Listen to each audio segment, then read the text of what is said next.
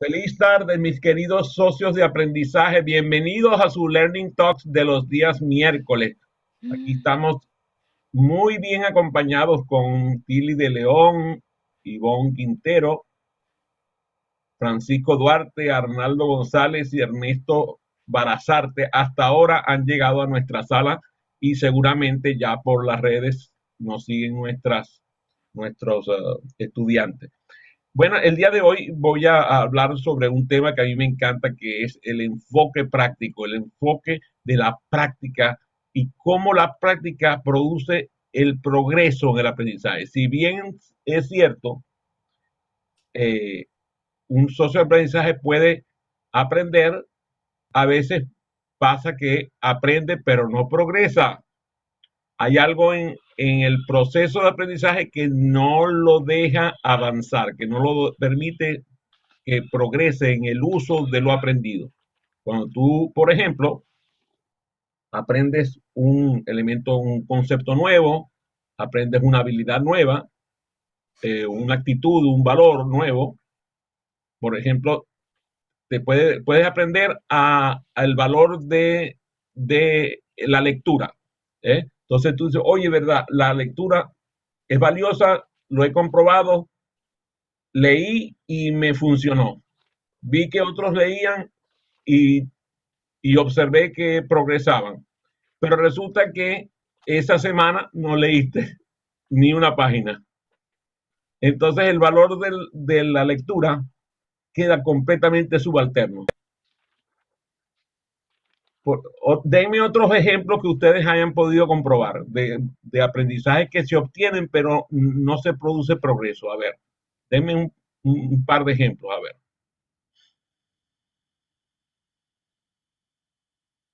En la misma facilitación, aprendemos alguna técnica o de la metodología de aprendizaje acelerado, pero si no la aplicamos, eh, es como si no la hubiésemos aprendido. Muchas gracias, excelente ejemplo. Ajá, ¿alguno más? Sí, Bien, muchas por veces. ejemplo, Pero de una sola, repente Adelante, en orden de edad. Ahora se quedan calladitos los dos, ¿no? Ajá, adelante, Francisco. Se me ocurría muchas veces el tema de conferencias motivacionales donde salimos tan energizados y resulta que después los vamos soltando, ¿no? Realmente no hay un afianzamiento de ese aprendizaje, ¿no? A pesar de que es muy poderoso. Ese es mi ejemplo. Muy bien. Por ejemplo, el día de hoy nosotros vimos a un conferencista que invitó Francisco Duarte a su programa Proactívate de los días miércoles a la 1 de la tarde, hora de Miami. Y durante el parlamento que él realizaba al principio de la entrevista, él utilizó varias frases que comunicaban que él conocía los 7 hábitos de las personas altamente eficaces de Stephen Covey. Por más que no había citado el autor, que no había citado el texto, él usó algunas referencias que hacían ver que él seguía esos hábitos de manera um, consecuente. De pronto le preguntaron, como 1 hora después, le preguntaron que cuáles eran sus libros favoritos y él citó el libro Los 7 hábitos de las personas altamente eficaces. Ahí podemos ver cómo él probablemente leyó el libro de 7 hábitos, lo estudió a profundidad, lo puso en práctica y lo sigue poniendo en práctica de manera habitual. Y eso es interesantísimo porque eso es lo que produce el progreso.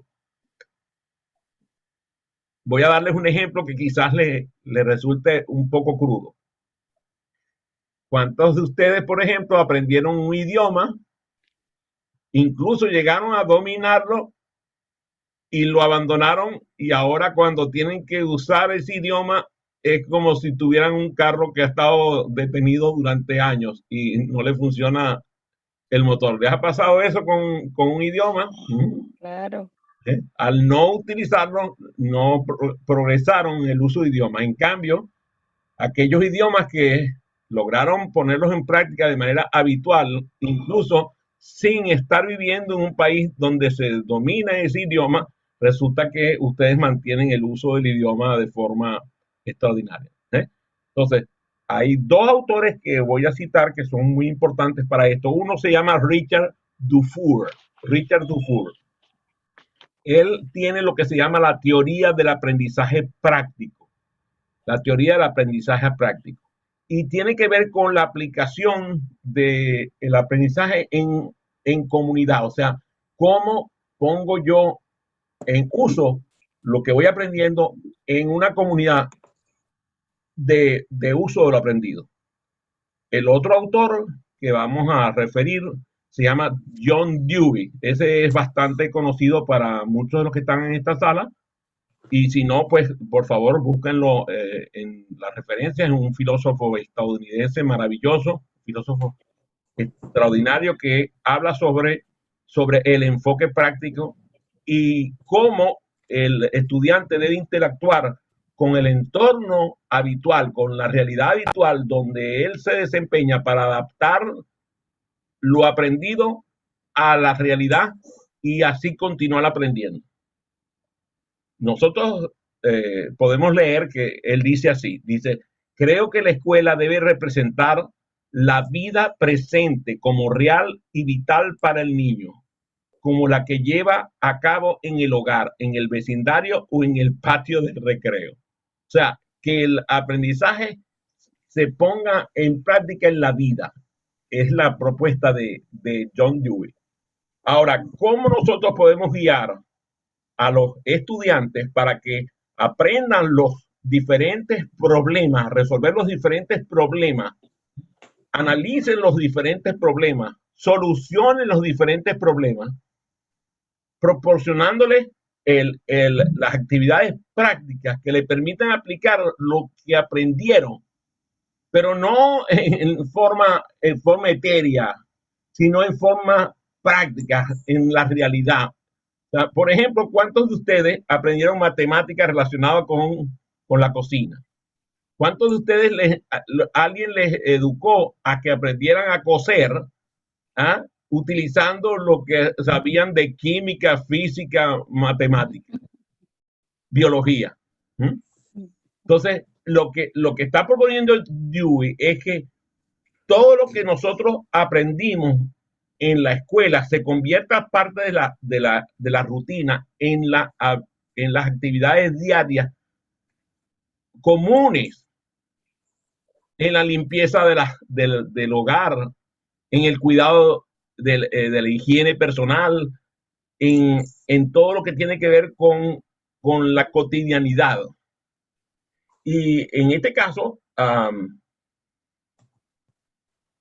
crear el ambiente en la escuela de tal manera que la escuela sea un ambiente vivo de aprendizaje. O sea que en la escuela se enseñe las habilidades que va a requerir el estudiante para vivir. En mi casa, por ejemplo, yo recuerdo a mi mamá que tenía la costumbre de darnos una aguja y un hilo para que fuéramos a surcir los calcetines o un pantalón o una camisa o poner un botón. Y yo decía, ¿por qué mi mamá me hace hacer esto a mí si esto lo hacen las mujeres?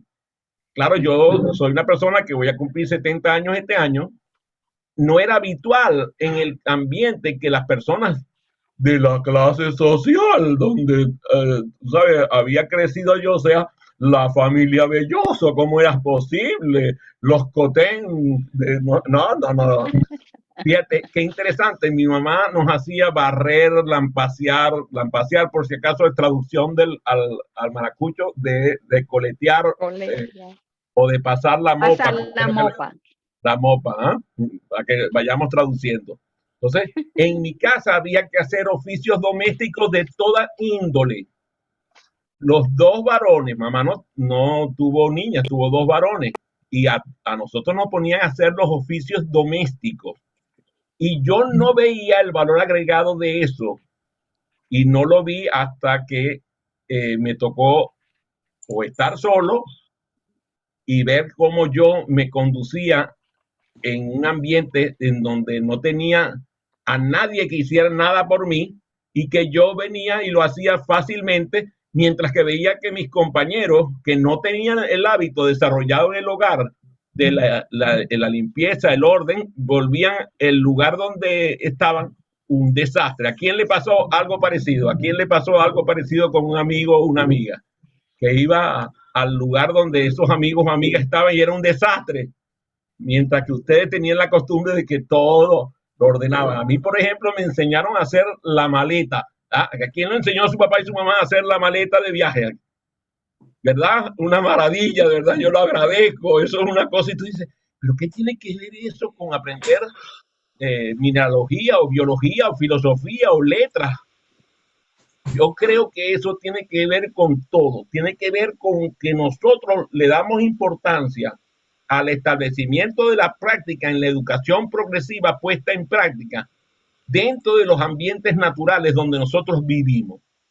Si nosotros nos educan a resolver problemas, a analizar problemas, a solucionar problemas y a crearlos, porque de verdad yo tengo que reconocer que yo soy lo que llama, voy a decir una cosa que nunca hago en público y menos si lo estoy transmitiendo, pero lo voy a decir en palabras castizas de, yo soy el metemempeo profesional, o sea, no hay nadie que se meta en líos mejor que yo.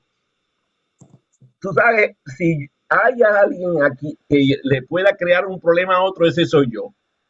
Y además, soy muy bueno para crearme problemas a mí mismo. ¿Por qué estoy metido en este lío? ¿Cómo fue que yo me metí en este lío? Y eso es una maravilla, porque entonces cuando tú eres capaz de crear problemas que nadie ha tenido que vivir, por lo menos no en tu entorno habitual, entonces tú te conviertes en un estudiante natural. La práctica de las soluciones que se obtienen en el estudio que están en las diferentes materias que vemos en la escuela, lo que pasa es que están descoyuntados con la realidad en la cual vivimos. La mayoría de los estudiantes estudian materias que no tienen utilidad práctica. Al no tener utilidad práctica, el aprendizaje se desvanece prácticamente al haber sido aprobado en un examen.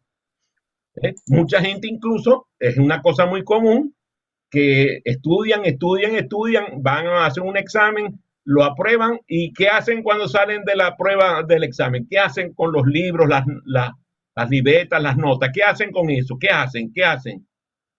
Dígame. Lo votan. Lo votan y celebran, ¿verdad? Por fin salí de esta materia, ¿verdad? Y tú dices, no puedo creer. Mientras que en mi caso, para mí los libros tenían una utilidad práctica. Sí es. Eso es interesante de estudiar, o sea, poder decir años después que todavía voy al libro de geografía universal, al de geografía económica, al de historia universal, a la historia de Venezuela, y le consigo sentido en mi vida actual. Eso es parte de lo que propone. O sea, descubrir cómo cerrar la brecha entre el conocimiento, las habilidades, las actitudes y los valores aprendidos a nivel escolar y la práctica habitual en la realidad de vida donde el estudiante tiene su quehacer. Transformar la escuela, la universidad, la empresa, donde también estudiamos, porque muchos de nosotros estudiamos en la empresa, ¿verdad? ¿Cuántos de ustedes estudiaron en la empresa? ¿Verdad que sí? Pero ¿cuántos de ustedes le dieron un programa de educación en la empresa que no tuvo utilidad práctica? Y fíjate, yo me acuerdo cuando digo eso, me acuerdo de un programa que dimos en Lagoven, ahora que veo a Arnaldo, dimos un programa en Lagoven, una empresa petrolera, una de las más grandes del mundo, dimos un programa de mapas mentales. Y fue interesantísimo, porque el mismo programa se lo dimos a la compañía de teléfono, a la compañía CanTV. Ellos mandaron 500 trabajadores a tomar el programa de mapas mentales. De esos 500 trabajadores, casi el 100% no pusieron los mapas mentales en funcionamiento, porque incluso era mal visto que usaran los mapas mentales en el trabajo, porque ¿qué hacen los trabajadores haciendo dibujitos y tú sabes, jugando con colorcitos? Mientras que los Lagoven, que fue un solo grupo, pusieron en marcha el uso de mapas mentales habitualmente en el campo de trabajo.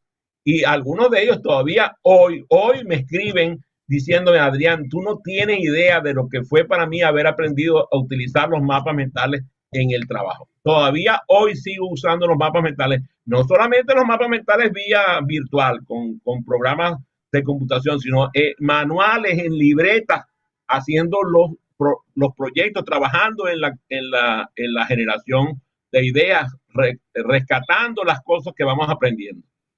Si tú a un estudiante le permite que pueda relacionar lo que aprendió y convierte a un estudiante en una comunidad de estudiantes, el rendimiento de lo aprendido se eleva exponencialmente. ¿Cuántos de ustedes constituían en su escuela o universidad grupos de estudio? Grupos de estudio. ¿Cuántos de ustedes todavía mantienen contacto con los grupos de estudio que tenían en la escuela o universidad? Y es una cosa insólita. ¿Cómo es posible que yo me haya graduado hace 30 años y mis compañeros de estudio que formaban parte de mi círculo de estudio se mantengan en contacto habitual conmigo? ¿Por qué? Porque nos divertíamos muchísimo y aprendíamos mucho. Y el grupo de estudio, por ejemplo, que me acompañaba a mí en la escuela, estudiaba conmigo todas las materias porque veíamos todas las materias juntos. En el caso de la universidad era distinto, pero todavía yo tengo contacto con algunos compañeros universitarios que estudiaban conmigo de forma habitual. ¿Por qué? Porque mucho del aprendizaje que poníamos en práctica en laboratorios, porque esto es la ventaja que tenemos Arnaldo y yo, al haber tenido la posibilidad de usar laboratorios para práctica. ¿A quién le tocaba laboratorio? También Ernesto, ¿verdad? Ernesto también usaba laboratorio, también Ivonne. Cuando tú lograbas conectar lo que tomabas en las clases teóricas con clases prácticas que realizabas dentro de un ambiente de laboratorio, de taller, mira, era apasionante. Yo recuerdo, la verdad, lo que era, por ejemplo, todo lo que era el uso de la lima, del ¿cómo se llama? Ya se me olvidó el torno. Torno se dice, ¿verdad? En español, ¿no? El torno. Torno, sí. El soldado, todo lo que era el soldar, todo lo que era vaciar, todo eso lo hicimos nosotros en laboratorios de práctica. Eso es inolvidable, eso queda sembrado en la mente. La propuesta de Dewey y de Richard Duford y una tercera autora que les cito que se llama Peggy Hickman, que ella propone esto de llevar al aprendizaje a la cotidianidad. Todas esas propuestas se sostienen en que el progreso ocurre en la práctica y no en la lectura aislada y no en el estudio simplemente teórico. Por favor, cuando puedan, escribirlo en el chat, Adrián, los nombres de esos tres autores. Definitivamente lo haré cuando lo haga, pero lo más seguro es que no lo haga. Para que tú me insistas y me escribas, porque oye, tú a veces no me escribes y la gente no me escribe, así la gente me escribe y yo les contesto. Muy bien. La capacidad entonces de aprender en comunidad, construir un vocabulario compartido, un vocabulario crítico compartido de los temas. Fíjense, voy a aprovechar que todos los que están en la sala, en esta sala de Zoom, todos están conmigo en la formación como facilitadores virtuales. Si ustedes se han dado cuenta que hablamos un lenguaje común, que tenemos vocabulario, prácticamente un glosario de vocabulario que es común entre todos nosotros. Incluso si alguien de fuera de este grupo llega a veces tenemos que explicarle cuál es el significado de lo que es un socio de aprendizaje o una experiencia de aprendizaje o un facilitador, porque no conoce las distinciones. El poder llevar ese vocabulario para presentar los conceptos que están subyacentes es un fenómeno de aprendizaje maravilloso. Si nosotros logramos equipar con el conocimiento y las herramientas necesarias al estudiante para que pueda hacer uso de su propia responsabilidad, hacerlo responsable de su propio aprendizaje. Fíjate lo que pasó ahorita con Francisco. Francisco me dice, Adrián, dime los autores que acabas de citar. Averíguatelo tú. Si va a estar el programa guindado en YouTube, ahí lo vas a poder escuchar otra vez, cuantas veces quieras. Y si todavía así no lo reconoces, vas a ver que los subtítulos de YouTube te los va a poner. Pero para mí sería muy fácil decirle a Francisco, aquí está, lo escribo, ya, se le quitó la responsabilidad a él. Ahora, si la responsabilidad se la dejo a él y se la dejo a ustedes, y de verdad el interés es profundo y el conocimiento es crítico, entonces lo van a buscar porque es parte del aprendizaje que ustedes quieren obtener.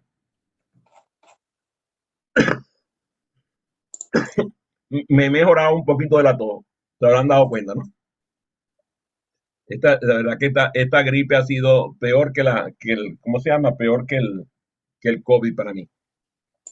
Si nosotros podemos lograr que el estudiante aumente su eficacia colectiva, perdón, su eficacia personal en la eficacia colectiva, porque fíjate, yo voy a dar un ejemplo. Fíjate, ahí Germán, de mi tío, como siempre, escribió en el chat el nombre de uno de los autores, John Dewey.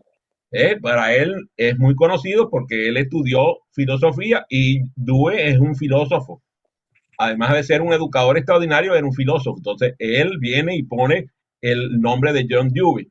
Si yo le digo, por ejemplo, Richard Dufour, también lo más seguro es que él, no, Richard Dufour, claro, yo tengo aquí, ya viene y lo pone. Si yo pongo Peggy Hickman, entonces viene Ivonne y dice Peggy Hickman, eso es fácil de escribir, y viene y lo pone. Entonces, la comunidad resuelve sus propios problemas y se hace efectiva en la colectividad, se hace efectiva y eficaz en la colectividad.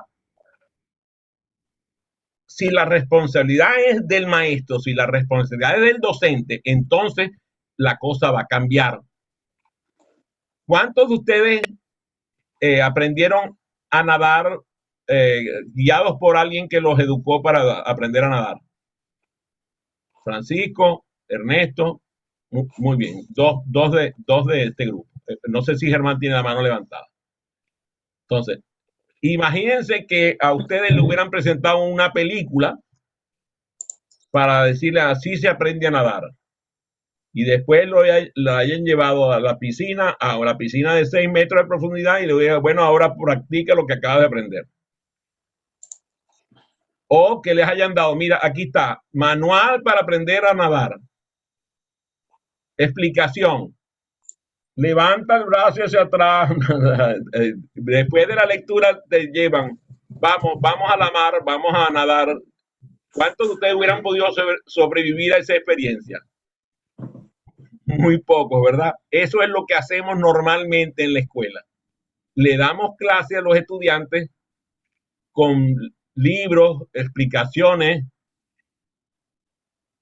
y a veces con alguna peliculita y entonces le decimos, bye, anda, échale ganas, pon en práctica lo aprendido. Lo que propone el aprendizaje en la práctica es que el proceso de enseñanza genere, si bien es cierto, algunas prácticas convencionales, pero también unas prácticas desde una perspectiva nueva, fresca, crítica, donde el estudiante tenga dominio de lo que está aprendiendo. Esta mañana veía un vídeo de una madre que le está enseñando a la niña a ponerse la chaqueta de invierno a su hijita de 2 años y entonces viene y la enseña a poner la chaqueta sobre el suelo, abierta, y entonces ella lo único que tenía que llegar era meter los bracitos y terminársela de poner. Me pareció maravilloso. Un ejemplo de cómo los niños pueden tener responsabilidad, porque muchas veces lo que ocurre es que los padres están muy apurados y están tan apurados que entonces apuran a sus hijos haciéndole las cosas, quitándole la oportunidad de que ellos aprendan. Yo me acuerdo la primera vez que yo salí con las medias cambiadas, déjame desactivarle el audio aquí, Germán, que se le puso el audio prendido. Me puse las medias cambiadas y a media mañana no aguantaba la incomodidad. Y entonces me doy cuenta, ay Dios, tengo las medias puestas, la de la derecha en la izquierda, la de izquierda a la derecha. Ustedes saben que hay medias de pie derecho y medias de pie izquierdo, ¿verdad? ¿Sí? No, dice Arnaldo. ¿Y qué dice Ivonne? ¿Sí o no, Ivonne? Sí, existe, sí. Algunas medias vienen media de pie derecha, media de izquierdo. Claro que sí. Fíjate, Arnaldo no las conoce porque Arnaldo normalmente usaba seguramente de esas medias que vienen como que unisex para cualquier pie funciona, ¿verdad? Pero yo tenía medias de pie derecho, medias de pie izquierdo y cada vez que me intercambiaba era un lío. ¿Quién se puso una media de un color y otra media de otro? Sí. Mi papá y mi mamá eran unos genios, no nos quitaban las medias que estaban intercambiadas, dejaba que la gente nos dijera comentarios, nos echaran bromas, entonces la próxima vez nos dábamos cuenta y entonces teníamos más cuidado.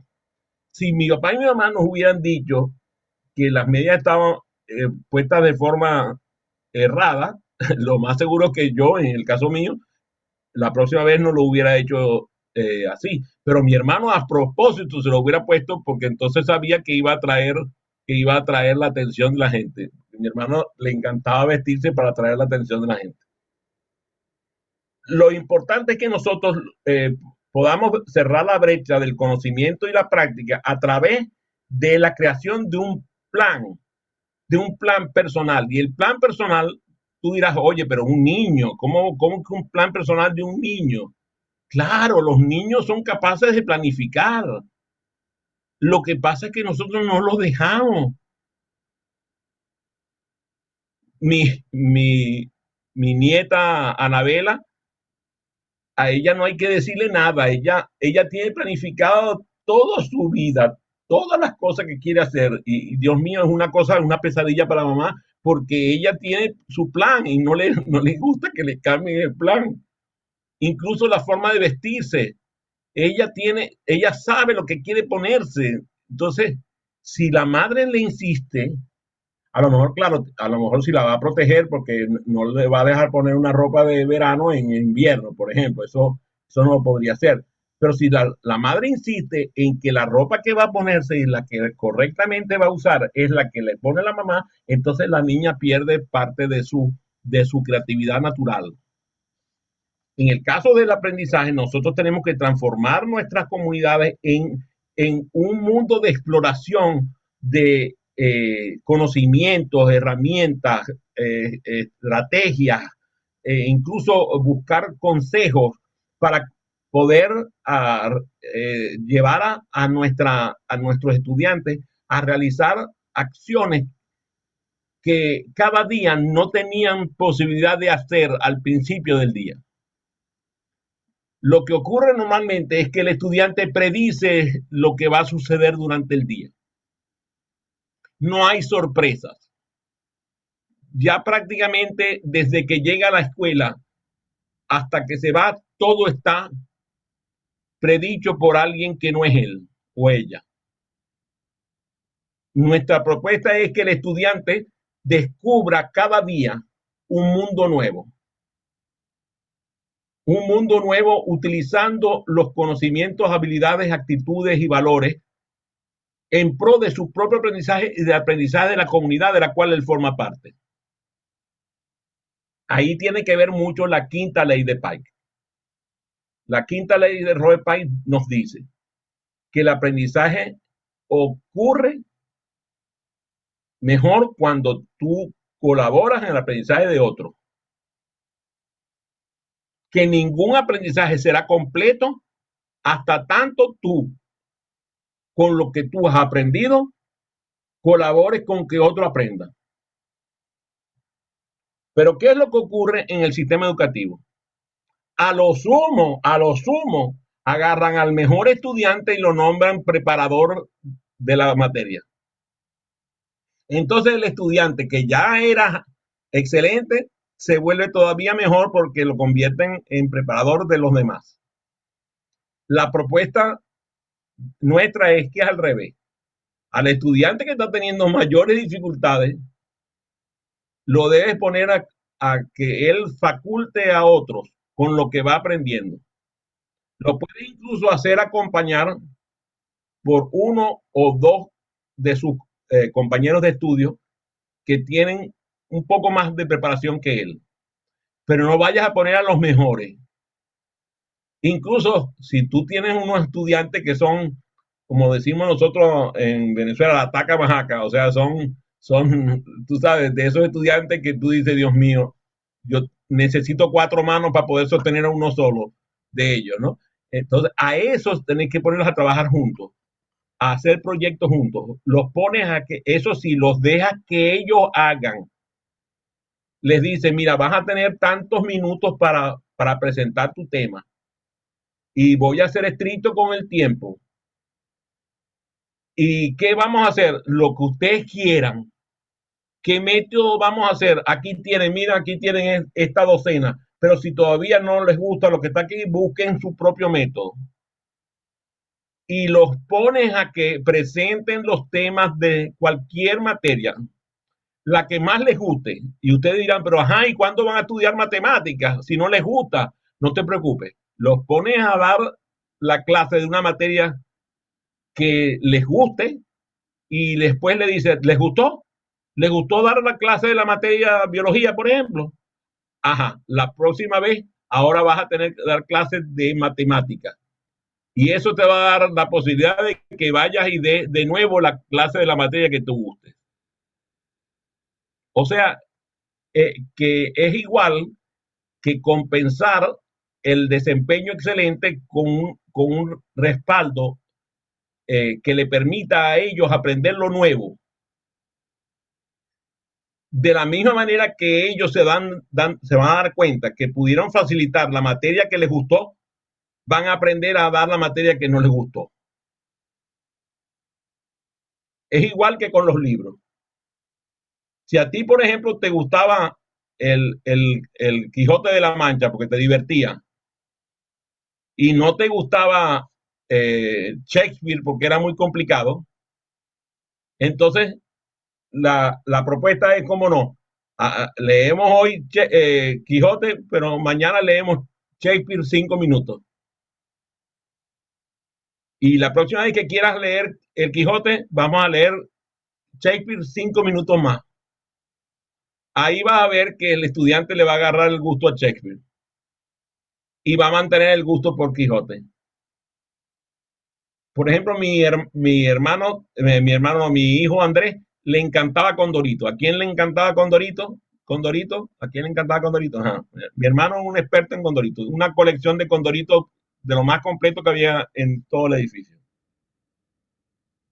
Ustedes no tienen idea de lo que yo le agradezco a Condorito, el interés por la lectura de mi hijo Andrés. Porque de tanto leer Condorito se interesó en leer otras cosas. Eso es parte del trabajo nuestro. Tú no puedes decirle a un niño que no puede leer Condorito porque le está diciendo que no puede leer. Para poderle decir, tú no puedes leer Condorito, tienes que decir las palabras, tú no puedes leer. En cambio le dices, lee Condorito y lee, y lo induces a que desarrolle las habilidades haciendo intervenciones breves con otros temas. Si nosotros logramos implementar intervenciones sistemáticas de parte de todos los estudiantes en cada día de clase, los días de clase se van a volver breves. Hoy por hoy, si nosotros analizamos el interés de los estudiantes por acudir a clases es mínimo. En España, el nivel de abandono de la escolaridad es sorprendente. El 50% de los estudiantes que tendrían que estar estudiando el último año de bachillerato no están en el bachillerato, no están estudiando. Es una cifra espeluznante. Piensen en el país donde ustedes están. El nivel de abandono es extraordinario. Incluso aquí en los Estados Unidos es un problema serio de educación pública. Y la ciudad de Washington es una de las que tiene los índices de abandono más grandes del país. ¿Cómo es posible que la capital del país más poderoso económicamente en el mundo esté en el puesto número 19 en los Estados Unidos? Si fuera poco eso, piensen que el 10% de la población de Nueva York vive en la calle. Es una cosa de no creer. Incluso personas con título universitario viviendo en el auto, viviendo en sus autos. Aquí en el área donde yo vivo hay enormes cantidades de lugares donde se consiguen gente viviendo en sus propios autos. Es una cosa de asustarse. ¿Y es por qué? Simplemente porque el estudiante no está encontrando respuesta en el mercado laboral porque estudió cosas inútiles. O sea, una gran parte de los estudiantes que va a clase estudia para llegar a un momento en el cual prácticamente se gradúa sin saber absolutamente nada de lo que va a poder ejercer para trabajar. Los empleos que se están obteniendo son de baja calidad y, claro, cuando llegan a trabajar, prácticamente hay que volverlos a educar porque el sistema educativo no les entregó lo que tenía que hacer. Si nosotros tomamos la medida correcta de cerrar esa brecha, poniendo al estudiante a estudiar estrategias de formación que les permite desarrollarse con una orientación y una preparación para ser empleable o por lo menos laborable. O sea, incluso esta mañana el entrevistado de Francisco decía que él no había trabajado durante toda su vida ni un solo día como empleado.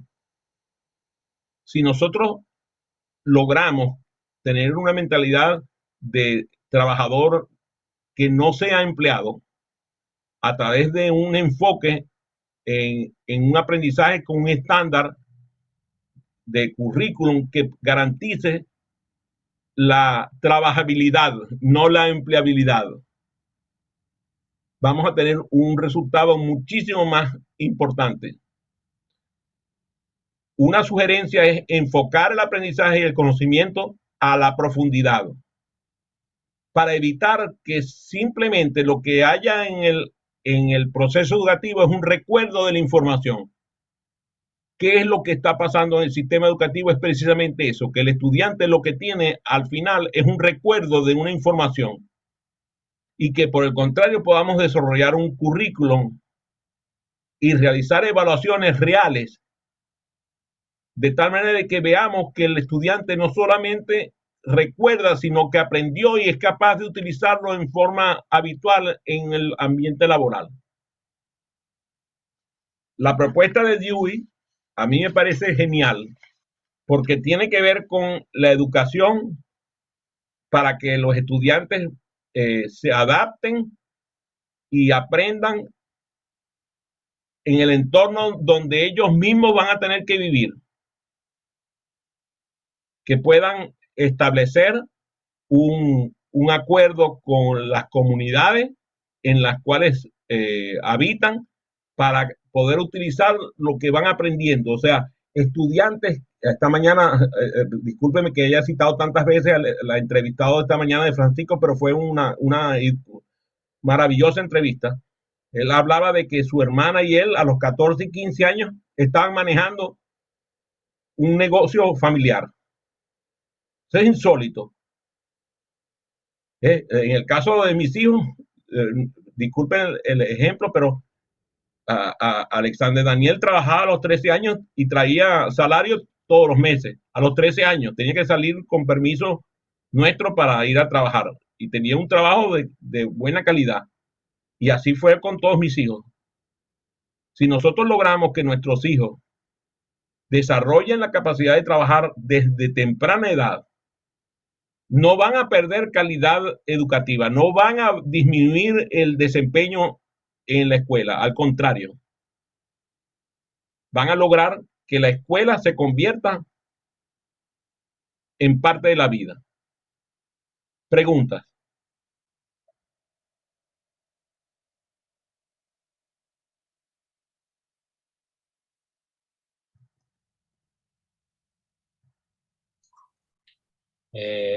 Adrián, un comentario que pudiera ser pregunta también.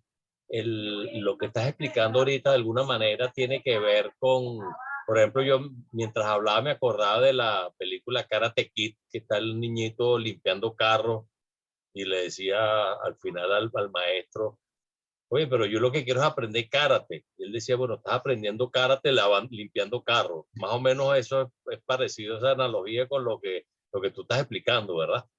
Porque Bueno, fíjate que él estaba como este país muy extraño para ese es un maestro. ejemplo en ese sentido, es un ejemplo en ese sentido porque aquí los niños muchas veces son educados a trabajar desde muy temprana edad. En el caso mío, mi mamá como que copiaba el modelo americano porque yo recuerdo que estando muy niño, de menos de 10 años, tenía, si no me acuerdo mal, 8 años, llevaba un bidón de eso de mayonesa, de lo de 5 litros, lo llenaba de agua filtrada, preparaba una limonada, los limones eran del patio de casa, el azúcar era de la despensa de mi familia y yo vendía la limonada en el frente de mi casa, la vendía a un 25 centavos de bolívar en ese tiempo, un mediecito que decimos nosotros, vendía el vasito de, de limonada y claro, con 36 grados a la sombra se acababa el bidón de limonada fácilmente. Esa venta de limonada me produjo a mí el dinero para comprar mi primera enciclopedia. Se llamaba Lo sé todo. Yo reuní 80 bolívares y mi papá puso los otros 80 bolívares y fuimos y compramos los primeros ejemplares de la enciclopedia. Y esa enciclopedia, Lo sé todo, le duró a mi hijo Adrián Antonio hasta que se vino a vivir aquí en los Estados Unidos y esa la heredó a Liet, que todavía permaneció un tiempo más aquí en Venezuela y fue una cosa interesantísima. Y eso lo produje yo vendiendo limonada. Después pasé a la etapa de limpiar zapatos. ¿Quién limpió zapatos? ¿Quién limpió zapatos? Bueno, yo empecé con limpiando zapatos sin caja, no tenía caja. Tenía una caja simplemente de esa donde se guardaban los zapatos y ahí metía los implementos. Después mi tío Pancho me regaló uno de esos que uno ponía el zapato, ¿te acuerdas? Que tenía como para poner los pies encima. Entonces, bueno, yo empecé claro, imagínate, era un muchacho y andaba fregando a todo el mundo, que todo el mundo tenía que limpiarse los zapatos. Y bueno, así fui de vender limonada a limpiar zapatos o después a jardinero. O sea, mis padres tenían el concepto que todos esos trabajos eran parte de la vida. Y, y mi papá tenía un trabajo, trabajaba con una compañía norteamericana. No teníamos necesidad de hacer eso, pero eso forjaba el carácter. Entonces, en el caso del Karate Kid, precisamente lo que hace el docente el sensei es educarlo con que limpiar zapatos lo educaba para la vida del karate. Que la vida del karate no tiene que ver con lanzar golpes ni defenderse, tenía que ver con el quehacer de la vida. Por eso me encanta la metáfora que me estás trayendo, porque es exactamente lo que queremos mostrar. Cómo se aprende una habilidad, una actitud, un valor y un conocimiento toda la vez. Ahí están los 4 elementos en el Karate Kid. Gracias, Arnaldo. Excelente ejemplo. A ver, preguntas. Bueno, bueno, no es pregunta, pero sí reforzar un poco. Bueno, pero o sea, Arnaldo viene en una pregunta que no es pregunta, tú vienes con otra pregunta que no es pregunta. Dios mío, ¿qué pasa con las preguntas? Adelante, hermano. Dale, hermano. Ahí está riéndose el muchacho, Carlos. Lo intimidaste. Intimídenos, la hija que le debe haber quitado el micrófono. ¿Aló? Adelante, Ajá. hermano. Ajá. Entonces, el relacionar la educación con los primeros inicios del trabajo sí tiene una relación sumamente importante. Fíjate, yo inicié a los 12 años a trabajar y recuerdo que en mi primer trabajo fue en el hipódromo de Caracas y luego fui ayudante carpintero y luego fui ayudante de refrigerador y luego fui fiscal de autobuses, de esos autobuses que iban de Puerto Caracas al Poliedro. Estoy hablando específicamente de Caracas, Venezuela. Entonces, eso me permitió a mí llevar en paralelo el trabajo y los estudios, ¿no? Entonces, sin duda, hasta el día de hoy sigo haciendo lo mismo. Es decir, trabajo, estudio, trabajo, estudio, trabajo, estudio, y de verdad que hay una gran diferencia y es que le pone más pasión a lo que haces, tanto lo que estudias como lo que trabajas, independientemente. Entonces, dentro de un proceso de formación o dentro de un proceso de educación formal, sin duda alguna, el valor del trabajo es tan importante como la currícula establecida hasta el momento, que probablemente no tenga tal vez un significado grande para los muchachos de ahora, pero se le puede sacar punta. Al menos yo creo en eso, o sea, que se le puede sacar punta a esas materias que probablemente, coño, pero ¿por qué esto está en el currículo? No, o sea, por algo están allí o han estado y ya sencillamente han caducado, que en tal caso habría que sacarlas, pero algo pudiéramos nosotros aprovechar de ellas, ¿no? Entonces, bueno, de verdad que es interesante el tratado de este momento porque sin duda, wow, es pertinente y digo el paralelo entre la educación y el valor del trabajo. Veamos el caso tuyo cuando estaba siendo fiscal del autobús. ¿Tú crees que a ti alguna escuela te iba a enseñar mejor a operar eh, suma de fracciones, mejor que contar el dinero que tenías que recibir y dar de vuelto cuando te pagaban el transporte, cuando en ese tiempo habían monedas fraccionadas en Venezuela? Había que calcular la cantidad de dinero que te estaban entregando, a ver si sumaba el monto del importe del pasaje, De la máquina. y cuando te entregaban más del dinero que tenías que dar un vuelto, tenías que calcular cuánto era el vuelto. ¿Tú crees que alguien te iba a enseñar eso en la escuela mejor que ese trabajo? No, realmente, de hecho, Ahora, discúlpame, sí. te interrumpa, porque ahora lo que sí te voy a decir una cosa, lo que es insustituible es tu aprendizaje sobre los caballos, en serio. O sea, No, eso fue interesante también porque las matemáticas para mí dentro del proceso formativo no era lo que más me gustaba, de hecho era un terror que les tenía. Pero en el hipódromo y en el mismo proceso, en la misma experiencia de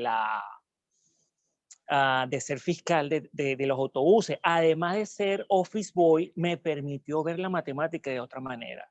Y fue cuando le encontré más sabor a la misma. Pues. muy Pero bien, fue eso, excelente. fue por esa etapa. Muchas gracias, Germán. Un aplauso por esa contribución. Excelente, excelente. Por cierto, no se me quita la imagen de Germán haciendo de jinete en el hipódromo. No. No, peor, porque yo lo que hacía era vulgarmente, y perdón a la audiencia, pero recogía eran las heces o los excrementos de Claro, los es el caballos trabajito primero. para poder avanzar hacia arriba. Pero bueno, finalmente no avancé porque creía que la cosa era bastante peligrosa, pero tuve que Sí. dejarlo al final. Bueno, muchas gracias, Germán. Muchas gracias. A ver, una última contribución. A ver. Bueno, yo quiero hablar de mi experiencia personal. Esto fue mi adolescencia y nunca había trabajado y fui consultora de Avon. O sea, alguien me dijo, mira, a ti que, ¿por qué a ti te gusta el maquillaje, esto, lo otro? ¿Por qué no te metes a eso? Y yo, bueno, ok. Entonces, ahora que estás hablando de las matemáticas, eso fue para mí el primer, ups, porque soy como Germán, que no me gustan mucho los números. Entonces me tocaba, ok, la cuenta de la cliente tal, me debe tanto y llevar todas esas cuentas, eso fue muy bueno, me ayudó bastante. Además, Fue una experiencia. la experiencia en venta obtenida desde temprana edad, eso es una maravilla. Mira, el primer trabajo de ventas que yo tuve fue la venta de becas de Fe y Alegría. Ese fue mi primer empleo de vendedor. Eh, yo siempre fui colaborador de Fe y Alegría, pero llegó un momento en la escuela en que me ofrecí de voluntario para vender becas de Fe y Alegría. Eran una beca de 500 bolívares, que en ese entonces era el equivalente de $125 por un año de estudio. O sea, eso era una beca. Y vender un intangible no es sencillo. O sea que yo me pongo empáticamente en esa actividad tuya de venta de cosméticos, que además, por cierto, si todavía eres una mujer tan hermosa, no me imagino cómo eras de bella cuando estabas Ay, jovencita y estabas vendiendo Avon. Así que se me vino la imagen gracias, tuya de chama vendiendo Avon. Adelante, Francisco. gracias. Y todos nosotros comprándole, Adrián, además. No, yo no le hubiera aguantado ni una pedilla, pues. Bueno, conectaba esto que hemos estado conversando acá en este Learning Talk con el rol de la curiosidad y lo asociaba con la cocina, porque muchas veces a mí me gusta cocinar, no frecuentemente, pero cuando me inspiro, pues lo hago. Y yo digo a veces qué me mueve a mí cuando justamente quiero poner en práctica algo que o bien he podido ver o bien se me ocurre. Y justamente creo que el factor de la curiosidad, de cómo saber cómo va a terminar ese plato, cuál va a ser el sabor que va a adquirir, en fin, cómo es esa combinación. Entonces, como acotación o como incorporación a lo que tú has dicho, Adrián, el tema de la curiosidad. La pregunta es, ¿cuál es el papel que juega la curiosidad dentro de este proceso para aplicar lo aprendido? Por cierto que nuestra entrevistada de la semana pasada, el día jueves, fue Mónica Ugalde, que Excelente. es la Chief Curiosity Officer de la empresa, la jefe de curiosidad. Y hablamos precisamente del tema de la curiosidad. Y una de las cosas que ocurre es que el niño, cuando empieza a acudir al sistema escolar, empieza a degradar en curiosidad. O sea, la curiosidad que venía en creciendo desde su nacimiento, cuando llega a esa etapa donde la escolaridad, porque eso depende del país, pero el primer grado, normalmente el quiebre está en los 5 años de edad. Eh, Cuando empieza a acudir a la escuela, el primer grado de primaria, que creo que en Venezuela está en 6 o 7 años, ¿no? 6 años. Uh-huh. Sí, 6 años.